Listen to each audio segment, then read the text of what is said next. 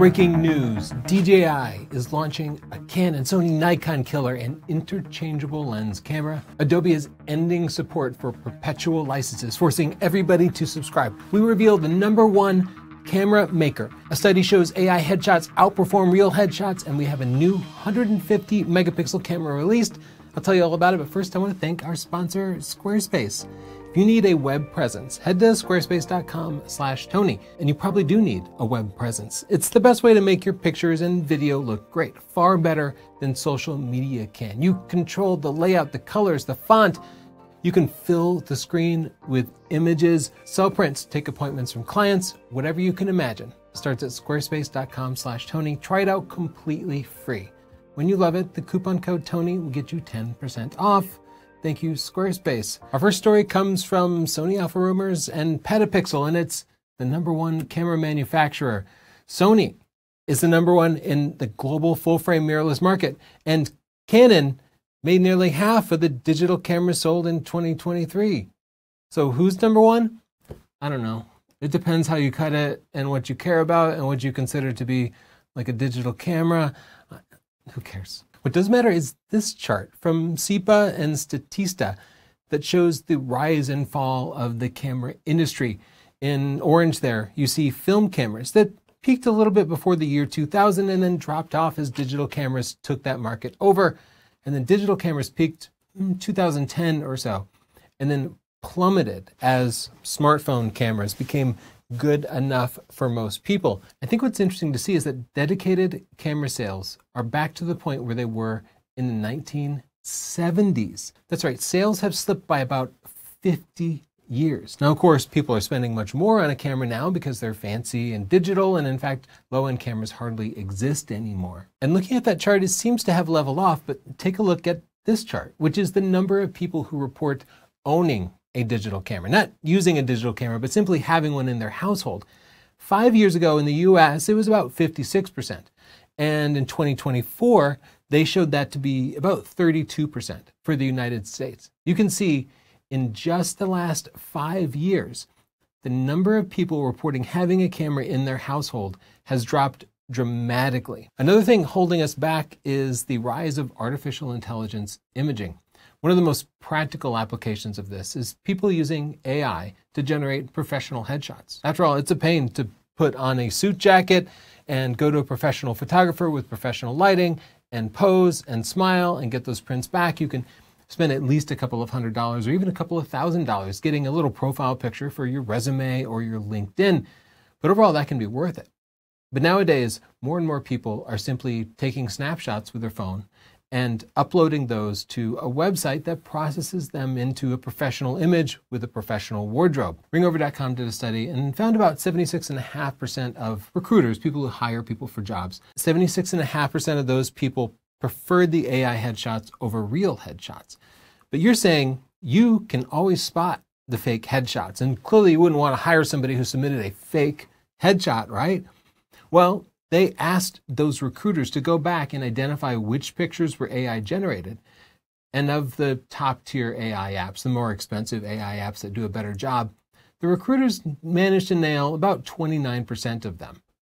So they missed about 70% of them. But those same recruiters identified about 35.7% of real pictures as being AI. So even if you send in a real picture, if a recruiter is asked if it's AI or not, there's about a 1 in 3 chance that they will think it's fake. So at this point, you might as well just send in a fake image. And the fact that they could only guess about 29% of the AI images as being AI when they were specifically asked to look for AI images means that close to 0% of AI images are going to be noticed. Or if they do notice, maybe they won't care. My personal experience is they generally produce very believable, professional-looking images. You really can't necessarily tell when you use one of the high-quality services, but they don't look like me, and they don't look like Chelsea. They don't actually look like the person. They look good, but not like the person. Now, maybe that actually works okay if you're sending out a resume, because that person presumably does not know you. But if they meet you and they look at your picture versus you, they might not recognize you. These AI images tend to look like your brother or your sister, like they're almost you, but not quite you. let's talk about Adobe. They've gotten a lot of hate over the recent years for switching to a subscription model for popular apps like Photoshop and Lightroom. But many people said, well, that's okay. I just use Photoshop Elements. It does everything I need it to do, and I have a perpetual license, meaning I buy it once and I can use it forever. Adobe's ending that. Now, if you buy Photoshop Elements or Premiere Elements, you only get to use it for 3 years. In 3 years, you have to pay again if you want to continue using most of the important features. And a lot of people are going to be frustrated by that. If you're one of them, we did a sponsored video for a company called DxO. With a few clicks, your pictures will go from this to this, from this to this. Their PhotoLab 8 actually offers a perpetual license that you can buy once and use forever. You're never forced to upgrade.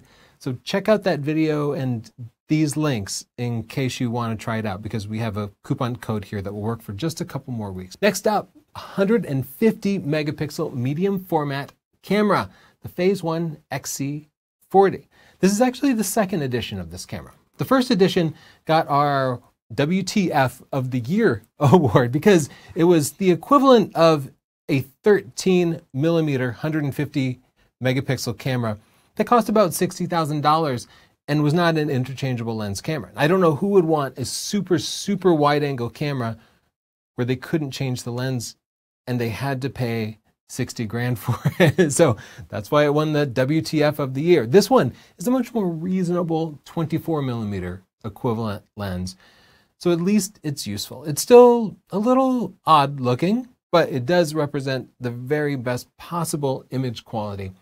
And if you can get by with a 24 millimeter prime, I think this camera would produce the best images you could possibly get in the field. Our top story tonight comes via digitalcameraworld.com. There's a rumor that DJI, a company that primarily makes drones, gimbals, microphones, many other things, is teaming up with Huawei, mostly known for their cell phone products. DJI and Huawei, two Chinese companies, are going to team up to make an interchangeable lens camera. That's at least what the rumors say. Here's the thing, I totally believe this. In fact, we did an entire podcast about our predictions for an upcoming DJI camera. And I think DJI could really shake up the industry because we frequently use DJI microphones, the DJI Pocket 3, the DJI RS4 gimbal for our shoots. It turns out now most of the gear we're using in a shoot is made by DJI because they have a refinement and the power of software that camera manufacturers like Sony, Canon, Nikon simply cannot match. The software on something like a DJI drone or a DJI Pocket 3 feels modern. It feels at least 20 years newer than the software you get from Canon, Nikon, Sony, or the other Japanese manufacturers. And I think this is finally going to be the merger of the intelligence of smartphones with the optics of a traditional lens camera. In the comments down below, I'd love to hear what you think. What do you think DJI will create? I actually think it's going to be a full frame camera. I think the first version, I'm going to guess 45 megapixels. I bet it'll do 8K video because DJI is very video centric. And I bet it'll use their existing lens lineup because they do have full frame lenses that you can put on their gimbals and drones. So they kind of got a lot of it lined up already, but I bet they'll release a few new lenses for it. Might also have amazing stabilization because that's something DJI really excels at. It might have internal wireless mic receivers. I'm also pumped to thank our sponsor, Squarespace. If you need any type of web presence, start at squarespace.com/Tony. Just go through their wizard, pick out a template that matches your style, and then customize it until it's perfect. You can make a photography portfolio, a video reel, a website for your restaurant, your dental office, whatever you can imagine, personal projects. Make a web page for a family vacation. Anything goes because you control it. You own it. You get your own custom domain, your own email addresses. It's so much better than social media because it's yours. Start at squarespace.com/Tony to get that free trial. No credit card required. When you love it, the coupon code Tony gets you 10% off. Thank you, Squarespace. Don't forget to subscribe. Bye.